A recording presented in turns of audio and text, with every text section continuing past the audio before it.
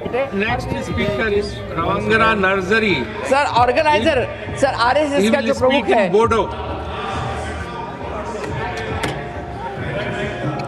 इसके बाद आप धन्यवाद सर। मैं बोडो में बोलना चाहूँगा। मैं गौरव महसूस कर रहा हूँ। पहले बार मेरा मातृभाषा बोडो में मैं बोलने जा रहा हूँ।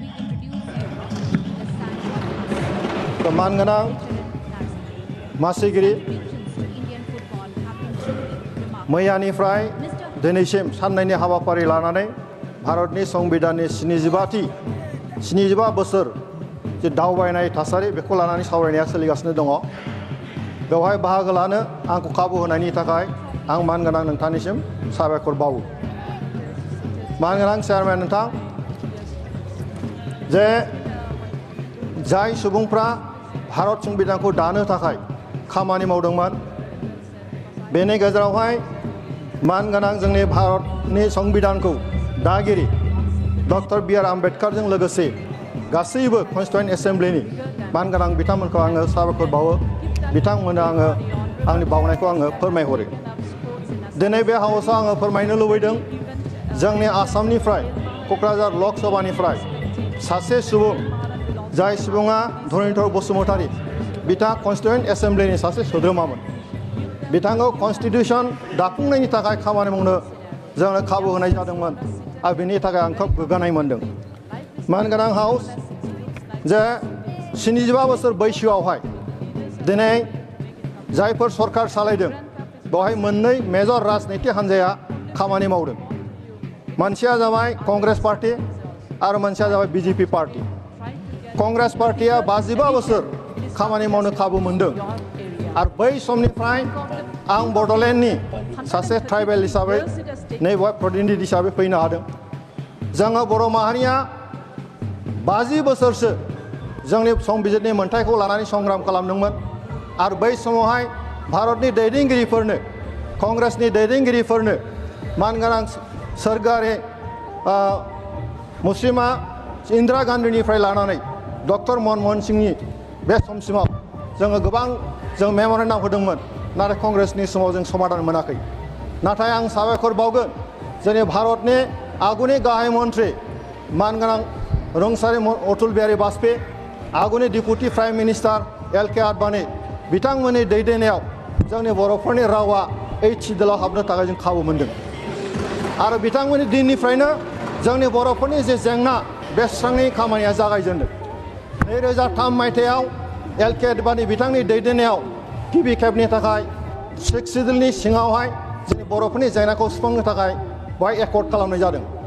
बिनि अनगायैबो आरोबाव फैयै फैयै 2020 मायथाइयाव आरोबाव जोंनि दिनैनि आथिखालनि गाहाय मन्त्रि नरेन्द्र मदिनि बिथांनि दैदेननाय आरो अमित शाह बिथांनि नखर मन्त्रि अमित शाह बिथांनि दैदेननायाव आरोबाव खनसे 2020 मायथाइयाव मोनसे बड' एकर्ड जादों।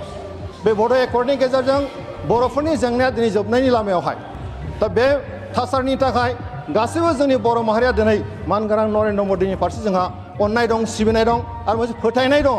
बिजेपिनि दैदेननायाव दिनैहाय भारत सरकारा जोंनि ट्राइबेलफोरनि फारसे दिनै खामानि मावगासिनो दङ आरो बुंनो थाङोब्ला बड' एकर्डआ नर्थ इस्टल' नङा, गासै हादोरावनो बे सुक्तिया जोंनि सोमावसारारि हान्जाफोरनि थाखाय मोनसे मोजां थासारि दिनै लाबोदों।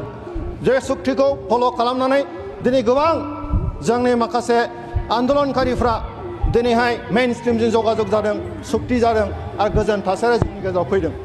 दिनैहाय बे बड'लेण्डनि सुक्तिनि गेजेरजों ओनसोलाव गोजोन थासारि फैबाय। ओंखायनो दिनै आथिखालाव जोंनि बर' माहारिया बड'लेण्ड ओनसोलनि आइएफआ रायजो राजाफ्रा दिनै जों गोजोनखौ मोनबाय आरो बियो जानो हादों नरेन्द्र मदि बिथांनि दैदेननायाव, मानगोनां अमित शाह बिथांनि दैदेननायाव। आरो बिनि थाखाय जों रोजा रोजा साबायखर बावो। मानगोनां हाउस, बे बाथ्राखौ आं फोरमायनो लुबैदों जे जोङो गोबां सम आन्दलनजों जोङो फैनाय मोनसे हारि।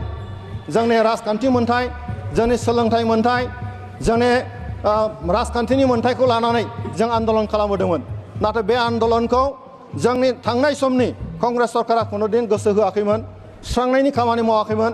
नाथाय दिनै भारतनि दैदेनगिरि, सासे गोग्गो दैदेनगिरि मानगोनां नरेन्द्र मदि बिथांनि दैदेननायाव जोंनि बर'फोरनि जेंनाया दिनैहाय फारफा दिनै जोबनायनि लामायाव आरो जों बेखौ गोजोननाय जों फोरमायदों दा बेनिखायनो बे बुब्लियावहाय आङो मोनसे बाथ्राखौ खावलायनो लुबैदों जोंहा मोनसे फोथायनाय दङ जे फैबाय थानाय समावहाय थांनाय 2020 मायथाइयाव जि एकर्ड जानाय बेवहाय जोंनो 125 एमेन्डमेन्ट 125 एमेन्डमेन्टखौ थाबैनो जोंनि हाउसआव लाबोनानै बिनि जेंनाखौ सुस्रांनानै होनांगौ आरो मोनसे जोंना बे एकर्डनि गेजेरजों जोंनो खोथा होनाय दङमोन जे कार्बि आंलंनि बर'फोरखौ एसटि हेल्थ मोनसे स्टेटास होनायनि बाथ्रा बेखौबो पार्लियामेन्टआव थाबैनो एमेन्डमेन्ट लाबोनानै बे जेंनाखौ फोजोबगोन होननानै आङो दा माने हास्थायदों दा बेनिखायनो बे गासै थासारिखौ जों गासै बे ओनसोलनि रायजो राजाफ्रा मोनसे मिजिं दङ जे फैबाय थानाय समाव जोंनि मानगोनां नरेन्द्र मोदी बिथांनि दैदेननायाव जोंनि मानगोनां नखर मन्त्रि अमित शाह बिथांनि दैदेननायाव बे जोंनि गासैबो थासारियाव जोंनि बे जेंनाया थाबैनो जोबगोन होनना फोथायनाय दङ आरो बेखिनिखौनो बाथ्राखौ बुंनानै आंनि बुंनायखौ आं बेनो फोजोबबाय गोजोन्थों Thank you.